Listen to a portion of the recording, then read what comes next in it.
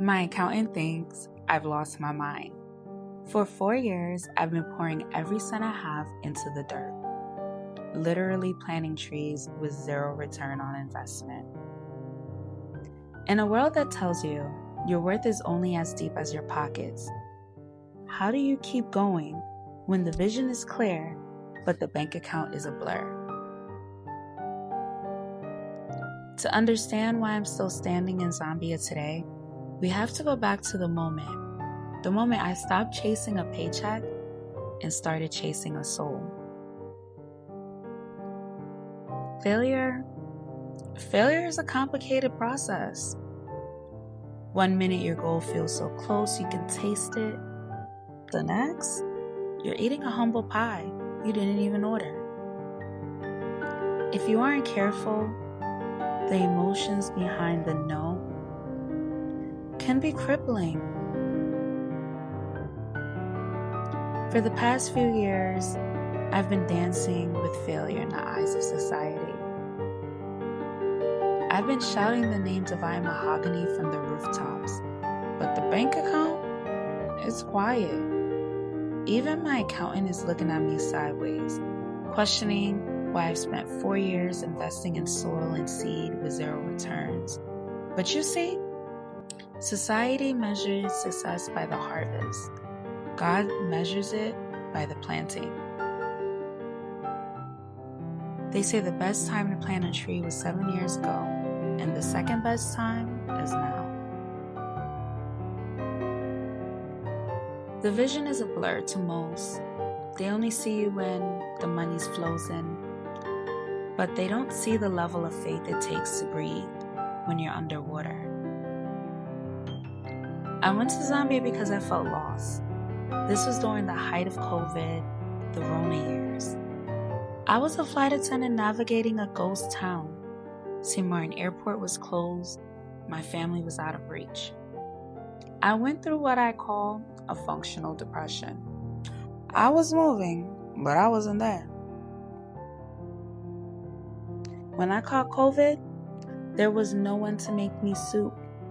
It was just me, 4 walls, and an empty apartment.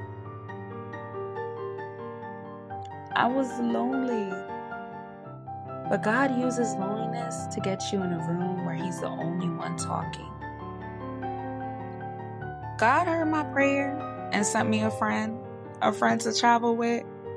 2 lonely souls on road trips exploring empty cities. It felt like a movie where everyone else disappeared and we were the only ones left with the keys to the world.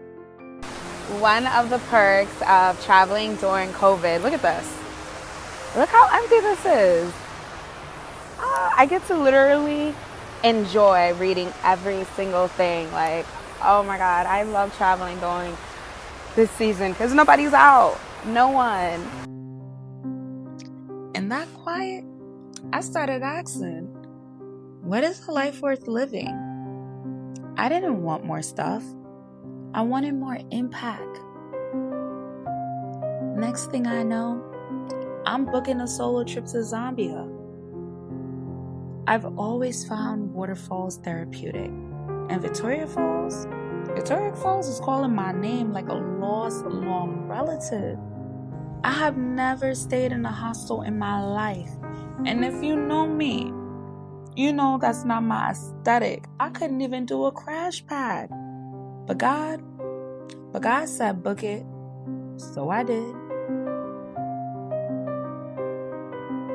I fell in love, not with a person, but with the culture.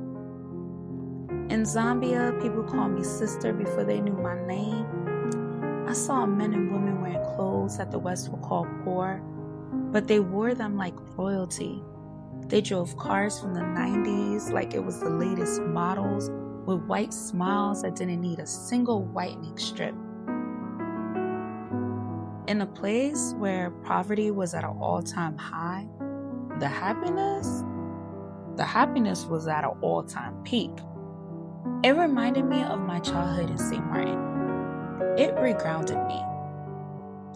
In America, your worth is tied to your designer labels and your follower count.